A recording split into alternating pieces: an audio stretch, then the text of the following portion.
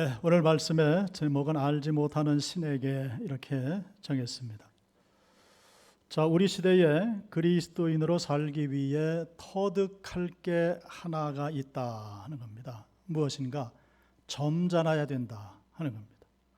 물론 이 말이 100% 맞는 말은 아니겠지만은 어느 정도 일리는 있는 말이라는 거죠. 시끄러운 사람, 흥분잘하는 사람, 도전적이고 전투적인 사람을 현대인들은 좀 불편해하는 그런 경향이 아주 많습니다. 한 번 보고 안 볼 것이라면은 모르지만은 계속해서 봐야 될 사람 앞에서는 그래서 어느 정도 절제함이 필요하다는 거죠. 그러나 이 절제함, 이 점잖음 말씀드립니다만은 이러한 것들이 너무 또 지나쳐서는 안 된다는 그런 말씀도 덧붙여 드립니다. 만약에 너무 지나치게 절제하고 점잖으면 너도 나도 곤란한 일이 생겼을 경우에는 나서려고 하지를 않죠. 다른 사람들 눈치를 살피게 되고 혹시 남 앞에서 창피를 당할 수 있지 않겠나 그래서 피하려고 하고 그래서 소극적이 되고 이렇다 보니까 믿음이 없는 것은 아닌데 믿음의 능력은 잃어버린 그런 행동이 나타날 수가 있다 하는 겁니다. 자, 성경에서도 이러한 불행한 경우들을 발견할 수가 있습니다. 자, 북이스라엘의 7대 왕 아합이 페니키아 왕 엣발의 딸 이세벨과 결혼을 이제 하게 됩니다. 자, 그런데 이 이세벨이 요즘 말로 아주 큰 문제적 여인이었습니다. 이스라엘에서는 결단코 일어날 수 없는 그런 일을 벌이죠. 시집을 오면서 자기가 섬기던 바알과 아세라 신의 선지자들을 대동을 한 겁니다. 요즘으로 치면 마치 독실한 기독교 집안에 시집을 오는 한 여인이 자기가 섬기던 무당과 점장이들을 동반한 것과 같다 이렇게 비유를 할 수가 있겠습니다. 자, 이 문제적 여인 이세벨은 이스라엘의 바알과 아세라를 섬기는 제단을 세우게 됩니다. 자, 그때부터 이스라엘의 하나님 신앙이 타락되기 시작을 하죠. 점점 하나님은 뒤로 물리고 바알과 아세라 여신을 섬기는 쪽으로 기울어져 갑니다. 자, 그런데 문제가 무엇인가? 문제는 어느 누구 하나 그 일에 대해서 가로막고 나서는 사람이 없더라 하는 겁니다. 아니, 알면서도 나서려고 하지를 않는 거죠.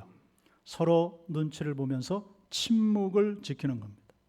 자, 그러는 동안에 바알과 아세라를 섬기는 신앙이 이스라엘 내에 난무하게 됩니다. 이제는 그 세력을 무시할 수 없을 정도로 확장이 되었습니다. 여호와 하나님을 섬기는 사람들은 수세에 몰리기 시작을 하고 바른 말을 해야 될 선지자들은 숨기 시작을 했습니다. 소위 주객이 전도된 현상이 나타난 거죠.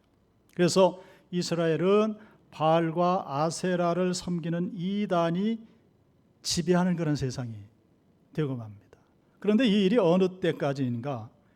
엘리야 선지자가 등장할 때까지 이러한 세상이 되고 맙니다.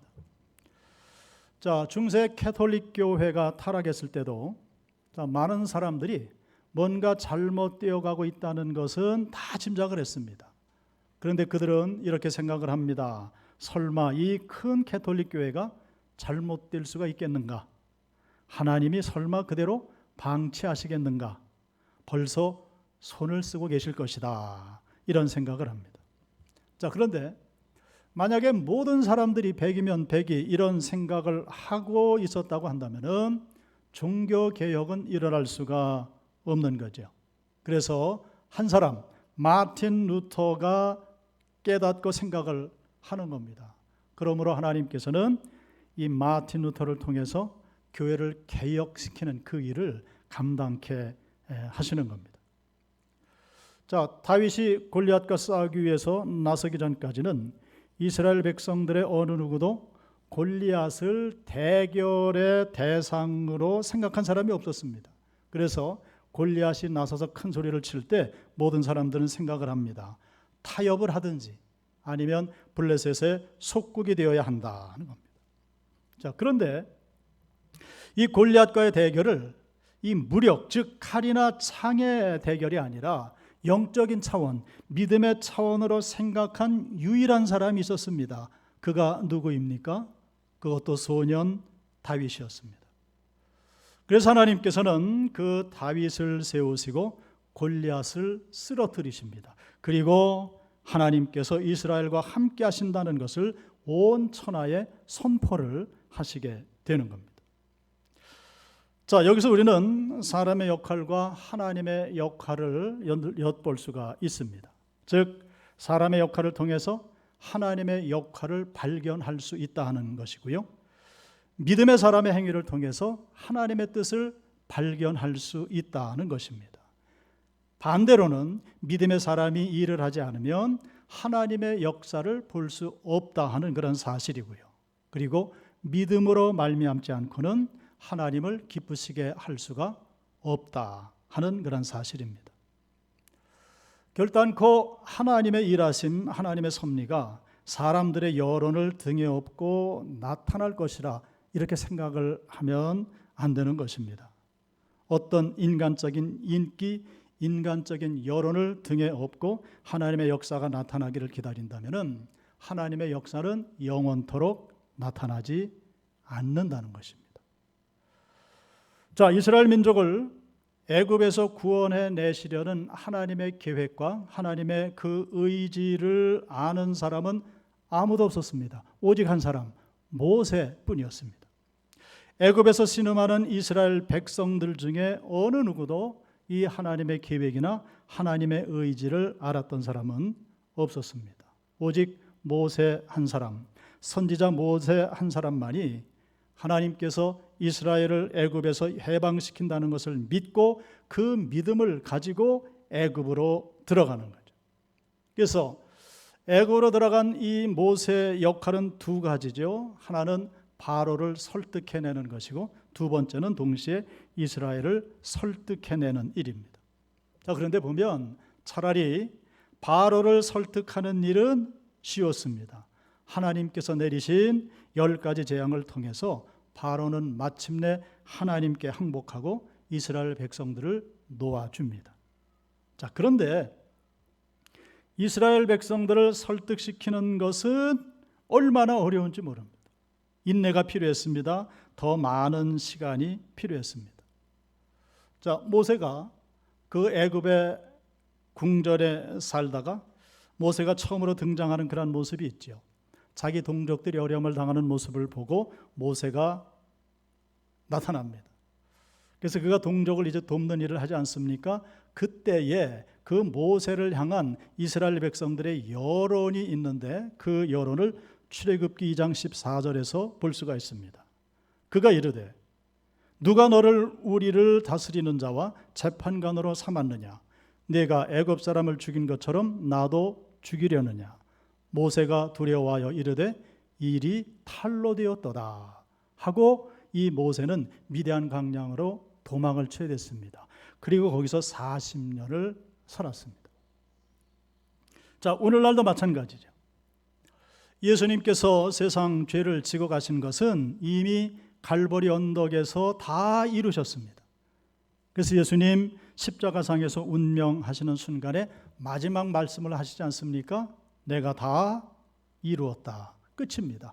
인간의 구원의 섭리는 예수님께서 십자가상에서 다 이뤄내셨습니다. 그럼에도 불구하고 2000년이라는 세월 동안 그 사실을 사람들에게 설명하고 가르치고 설득하는 작업은 더 힘들고 더 많은 시간이 필요하더라 하는 겁니다. 차라리 예수님이 세상 죄를 지시는 것은 즉시 이루어졌는데 그것을 사람들로 하여금 믿게 하고 받아들이게 하는 것은 2000년이 지난 지금까지도 다 완결되지를 못하고 있더라 하는 겁니다. 자, 여기서 우리는 신앙의 중요성, 신앙의 어려움뿐만이 아니고 나아가 리더십의 중요성을 깨닫게 됩니다. 자, 보세요.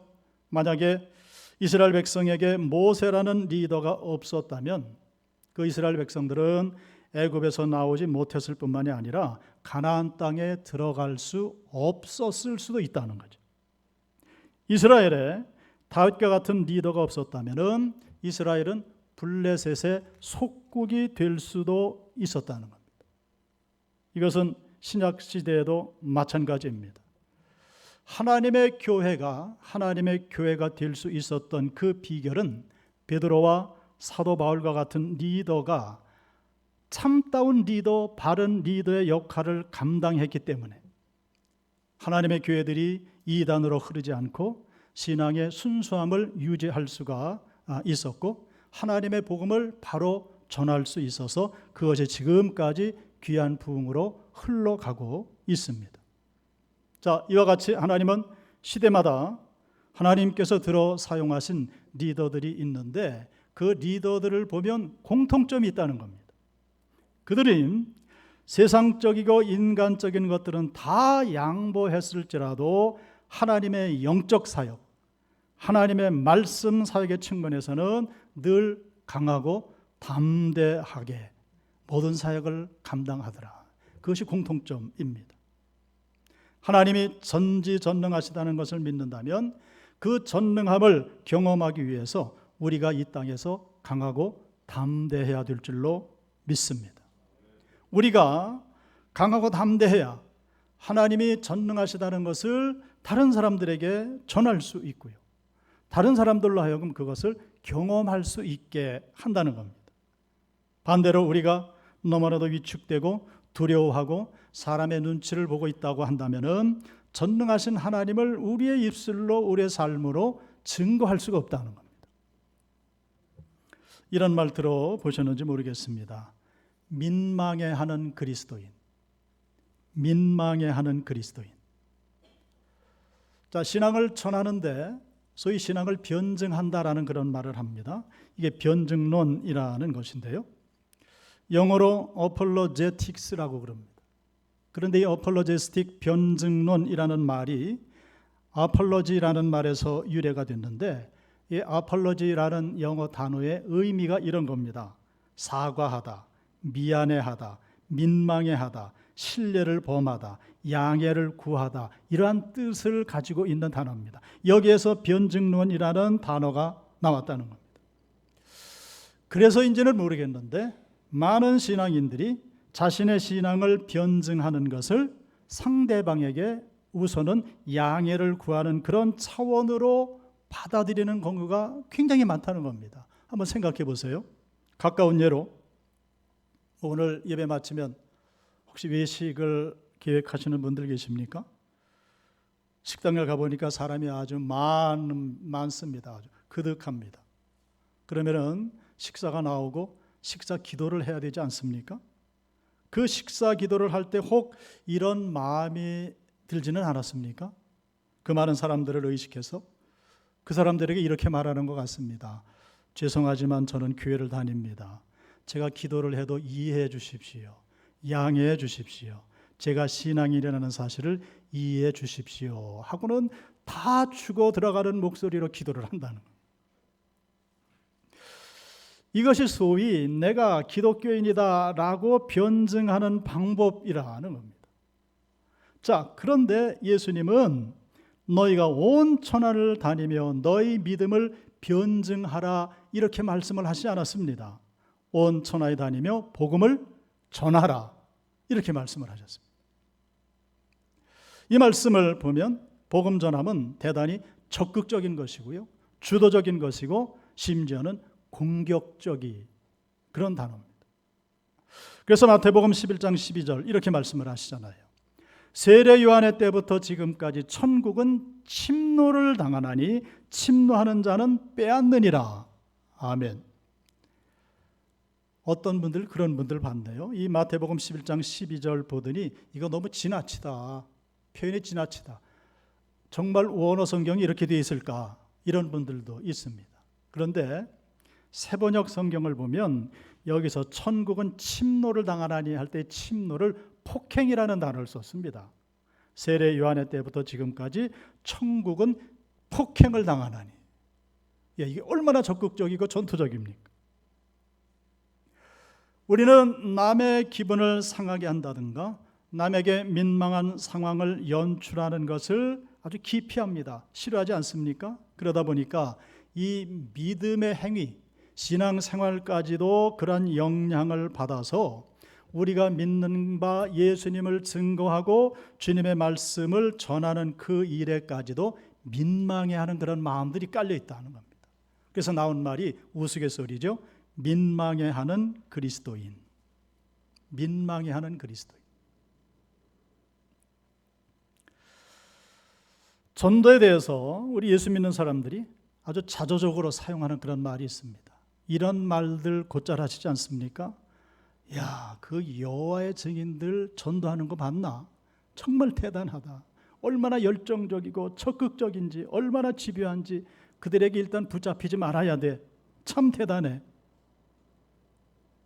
자, 그런데 보세요. 그 세상적인 이단적인 이 무리들은 별의별 방법을 다 동원해서 지금 진리를 전하는 것이 아니고 거짓되고 잘못된 것을 그렇게 전하고 있지 않습니까? 그런데 우리가 전하는 것은 바른 믿음이고 진리이고 하나님의 말씀, 살아계신 하나님의 말씀입니다. 그런데 우리는 그것을 굉장히 민망해한다. 국내 어느 유명한 이단 집단이 있지 않습니까? 그들은 기존 교회에 추수꾼이라는 사람들을 몰래 잡입을 시킵니다. 그리고 때가 되면 교회를 완전히 뒤집어 놓습니다. 풍비박산을 만들어 놓고요, 나중에는 교회를 빼앗기까지 합니다. 자, 우리는 너무 점잖해서, 너무 절제해서, 민망해서 이러한 사실을 다 알고 있습니다. 우려는 합니다. 정작 그런데 우리가 믿는 그 하나님, 예수님, 성령님을 전하는 데에서는 굉장히 주저하고 눈치를 보고 있다는 겁니다. 그러는 동안에 세상에는 점점 더 거짓말하는 자, 악한 자, 이런 자들의 기세가 등등해지고 바른 생각을 하는 사람들의 입지가 점점 더 좁아지고 있는 것은 아닌가. 성도 여러분, 이런 문제를 사실은 우리가 골똘히 심각하게 생각을 해야 됩니다. 많이 고민을 해야 됩니다. 그리고 하나님 앞에 엎드려 기도해야 됩니다. 하나님 아버지, 예수님을 이 땅에 보내셨다면 왜 이 세상 가운데 이렇게 이단과 사이비들이 판을 치고 있습니까? 기독교 아닌 여타 종교들이 왜 이렇게 세력을 확장하고 있습니까? 이 앞에서 우리는 어떻게 대처를 해야 되겠습니까? 하나님의 계획은 무엇입니까? 하나님 앞에 기도해야 된다는 거죠. 그런데 분명한 것은 이러한 모든 상황을 끌어안고 고민하면서 하나님 앞에 기도하며 나갈 때에 우리를 향하신 하나님의 모든 계획과 하나님의 그 의중을 알 수 있는 유일한 길을 우리에게 보여주시는데 하나님의 말씀을 통해서라는 겁니다. 성경 말씀을 통해서. 만약에 마틴 루터가 종교개혁을 이룰 때에 성경 말씀으로 돌아가지 않았다면, 바른 길, 바른 신앙, 바른 교회, 바른 믿음이 어떤 것인지 도무지 알 수 없었을 것이고요, 종교개혁은 성공을 거두지 못했을 것이라는 겁니다. 그렇습니다. 하나님의 뜻을 알려면 기록된 말씀으로 돌아가야 됩니다. 말씀을 통해서 하나님은 이미 당신의 뜻을 다 담아 놓으셨기 때문에 이것을 우리에게 알려주시기 위해서 오순절 성령 강림 사건을 일으키셨죠. 성령님을 보내주셨습니다. 그래서 우리가 성령을 구해야 되고 성령 충만함을 받아야 하는 것입니다. 왜 그렇습니까? 성령 하나님은 말씀의 영이시기 때문입니다. 성령의 기름을 물 붓듯 부어주실 때에 하나님께서는 우리에게 무엇을 원하시는가? 하나님은 무엇을 기뻐하시는가? 하나님이 우리 교회에 요구하시는 것은 무엇인가? 저와 여러분들에게 요구하시는 것은 무엇인가? 우리가 무엇을 구해야 할 것인지, 무엇을 해야 될 것인지, 무엇을 각오해야 될 것인지 말씀을 통해 알 수 있다는 것. 만약에 하나님의 하시는 일이 불분명해 보이고 하나님의 뜻이 불분명하다고 생각하는 사람이 있다고 한다면 그분은 아직도 성경을 진지하게 읽지 못하고 있다 하는 그런 얘기가 되는 것이죠. 성경은 말씀합니다. 믿음은 들음에서 난다. 그리고 듣기 위해서는 전하는 사람이 있어야 되고 전하는 사람이 되기 위해서는 누군가를 파송해야 한다. 누군가 보내지 않으면 전할 사람이 없을 것이고요. 전하지 않으면은 들을 수가 없게 되고 듣지 않으면은 믿는 자들이 생겨날 수가 없는 것입니다. 이건 굉장히 중요한 이야기입니다. 우리가 하나님 앞에 나와 시마다 때마다 예배를 드리고 모든 직분을 감당하고 어떤 교회적인 모든 일들을 다 합니다마는 사실은 어쩌면 그러한 모든 것들은 다 후차적인 문제라는 겁니다. 무엇을 위해서 예배를 하고 무엇을 위해서 직분과 모든 사명을 하나님의 교회를 통해서 감당하는가? 복음 전함입니다. 하나님의 말씀을 전함입니다. 그래서 양보할 수 없는 굉장히 중요한 일이라는 겁니다. 이사야서 6장 8절은 말씀을 하시죠. 내가 또 주의 목소리를 들으니 주께서 이르시되 내가 누구를 보내며 누가 우리를 위하여 갈고 하시니 그때에 내가 이르되, 이사야 선지자죠. 내가 이르되 내가 여기 있나이다 나를 보내소서. 성도 여러분, 여러분들 주변에 말이죠, 하나님의 말씀을 전하는 사람이 있다고 한다면은 그분은 아주 행복한 사람이라는 거예요. 복음을 전하는 사람도 물론 행복하지만은 그 사람을 옆에 두고 있는 내가 행복한 사람이라는 겁니다. 그 모든 일들을 우리가 깨달을진데, 삶의 현장 가운데 그러한 일들을 만나게 될진데 우리 마음에는 감사가 넘쳐야 된다. 우리 주변에 쉽게 갈 수 있는 교회가 있고 하나님의 참된 말씀이 전파되는 교회가 있다는 사실, 이게 우리에게 얼마나 큰 축복인지 알 수가 없습니다. 영국을 언젠가 가봤는데요, 30분을 차를 타고 시골길을 달리는데 동네는 보이는데 교회가 없는 겁니다. 깜짝 놀랐습니다. 그런 곳이 지금도 많이 있다는 겁니다. 자, 위에서 모든 말씀들을 살펴봤습니다마는 하나님의 위상이라는 겁니다. 오늘날 하나님의 위상은 어떠한가? 오늘 본문에 나오는 그 말씀처럼 알지 못하는 신에게라고 만든 단과 같다 하는 겁니다.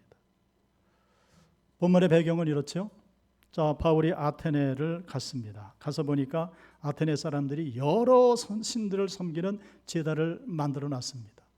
그래서 바울이 얘기합니다. 참 여러분들에게 종교심이 많습니다.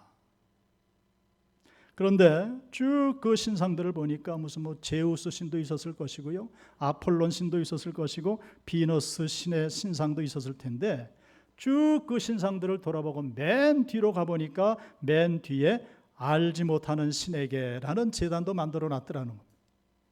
그래서 그들이 그런 생각을 한 거죠. 혹시라도 여러 신이 있는데 여러 신 중에 빠진 신이 있으면은 화가 나서 혹시 재앙을 내릴까 겁이 나서 알지 못하는 신에게라는 제단도 만들어 놨다는 거죠. 오늘날 많은 사람들에게 예수 그리스도와 하나님의 위상, 예수 그리스도와 하나님의 입지도 이와 같은 것이 아닌가. 굳이 예수님을 부인하는 것은 아니지만은 그렇다고 주님이 우리의 삶의 우선순위에 계신 것도 아니더라. 어디요? 맨 뒤에 계시다는. 옛날에는 그 맨 앞에 주로 우상들이 우선권을 차지했었습니다. 그런데 오늘날은 그 대상이 바뀌었다는 겁니다. 어떻게요? 사람의 명예, 세상의 영광, 자기의 체면, 자기의 성공, 이러한 것들이 맨 앞자리를 차지합니다. 그리고 저 맨 뒤에 알지 못하는 신에게 이렇게 제단을 만들어 놓고 뒤에 예수 그리스도가 계신 그런 모습. 이것이 어쩌면 많은 사람들, 현대인들의 모습이 아니겠는가 하는 겁니다. 그래서 제일 윗자리를 차지하는 것이 미라는 겁니다. 내 자신이라는 겁니다. 자, 이것이 반드시 지위가 높고 가진 게 많은 사람들에게만 해당되는 이야기가 아닙니다. 그렇지 않아도 모든 사람들에게 해당됩니다. 항상 나라는 존재가 제일 앞에 있는 겁니다. 이런 경우도 있습니다. 나의 상처, 나의 염려, 나의 불행, 나의 불만, 나의 문제, 나의 아픔, 나의 욕망, 이런 것들이 맨 앞자리에 있습니다. 나의 소유하지 못함, 내가 이루지 못함, 내가 사랑받지 못함, 나의 고독함, 나의 외로움이라는 것들이 맨 앞에 있다는 겁니다. 나라는 존재죠. 소위 에고라는 겁니다. 이것을 제일 중요하게 여기는 그러한 시대를 우리가 살아가고 있습니다. 그리고 맨 뒤에 알지 못하는 신에게 하는 것처럼 하나님과 예수님과 신앙과 교회가 뒤에 있습니다. 그리고 하나님을 고백할 때 하나님은 어디까지나 나를 돕기 위해서만 유효한 분, 그러지 않으면 뒤로 나가시고, 그리고 이런 생각도 미칠 수가 있어요. 내가 설마 그분을 위해서 무엇을 한다든가, 내가 하나님 나라에 어떤 역할을 할 수가 있을까, 이런 것들은 생각도 하지 않는다는 거예요. 그러나 진정으로 예수 믿는 사람에게는 주 안에 있는 나에게 딴 근심이 있으랴라는 귀한 신앙 고백이 있는 줄로 믿습니다. 자, 보세요. 아픔이 없는 존재는 없습니다. 고독함, 상처, 염려, 이런 것들이 없는 사람은 세상에 없습니다. 그 모든 것들이 우리의 마음속에, 우리의 삶 속에 있지만은 그런 내가 예수 안에 있는 겁니다. 주 안에 있는 나에게 모든 인생의 불행의 요소들 모두 다 품고 있지만은 그런 내가 주 안에 있습니다. 주 안에 있습니다. 그렇게 주 안에 있는 내 존재를 내가 깨닫게 되면 그 내가 안고 있는 그러한 문제들은 더 이상 문제거리가 되지 않는 줄로 믿습니다. 그렇게 어려운 문제가 아니라는 거예요. 극복하지 못할 문제가 없다는 겁니다. 주 안에 있는 나라는 존재를 아는 한에는. 그러므로 나를 우선순위로 놓고는 어떤 문제도 해결될 수가 없지만은 내가 주님 안에 있는 나라는 그 귀한 사실을 깨달아 할 때에 그게 근심이 되지 않고 두려움이 변해서 내 기도 되었고, 모든 전날의 한숨이 변해서 내 노래, 내 찬양이 되었습니다 라고 고백을 할 수가 있다는 거예요. 그리스도인 되신 사랑하는 성도 여러분, 그러므로 여러분 자신들을 과소평가하지 마시기 바랍니다. 여러분들은 위대한 하나님의 백성들입니다. 과소평가를 겸손이라고 생각하곤 하는데요, 과소평가는 겸손이 아닙니다. 만일 모세가 그렇게 자신을 과소평가했다면, 엘리야가 만약에 그렇게 자신을 과소평가했다면, 베드로나 사도 바울이 그렇게 자신을 과소평가했다면 아무 일도 일어나지 않았을 겁니다. 나 아니라도 다른 사람이 할 수 있겠지, 이런 생각, 내가 이 시대의 그리스도인 된 것을 하찮게 생각하는 그러한 연약한 믿음들, 아니에요. 그렇지 않다는 겁니다. 내가 이 시대의 그리스도인이 된 것을 그렇게 하찮은 일로 생각해서는 안 되는 겁니다. 성도 여러분, 생각해 보세요.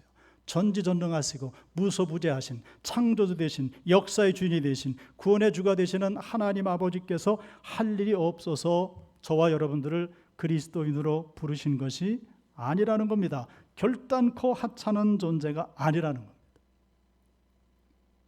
인생은 언덕 위에 서 있는 수레바퀴와 같다, 그러지 않습니까? 그 수레바퀴를 그냥 놔두면 골짜기 아래로 굴러 떨어질 수밖에 없습니다. 그렇기 때문에 끊임없이 하나님의 말씀과 믿음으로 인생이라는 수레바퀴를 굴리며 앞으로 나가는 겁니다. 할렐루야. 어느 누구도 이 시대에 우연하게 예수님을 믿는 사람이 된 것이 아니다 하는 겁니다. 세상은 우리에게 어떤 사명과 책임과 우리의 삶의 목적을 말해 줄 수가 없습니다. 오직 하나님 한 분만 말씀을 통해서 그 모든 것들을 우리에게 말씀을 해 주시는 겁니다. 그래서 우리가 성령 충만함을 받을 때에 그 하나님, 말씀을 통해 주시는 그 하나님으로 말미암아 강하고 담대한 믿음으로 주어진 삶을 날마다 승리하며 살 수가 있습니다. 어느 한에는요, 주 안에 있는 나에게라는 믿음이 터져 나오는 한. 이 성령 강림 절기를 통해서 아무쪼록 이러한 귀한 믿음을 가지시고 주 안에서 승리하는 평안하고 행복한 삶이 되시기를 주님의 이름으로 축원합니다.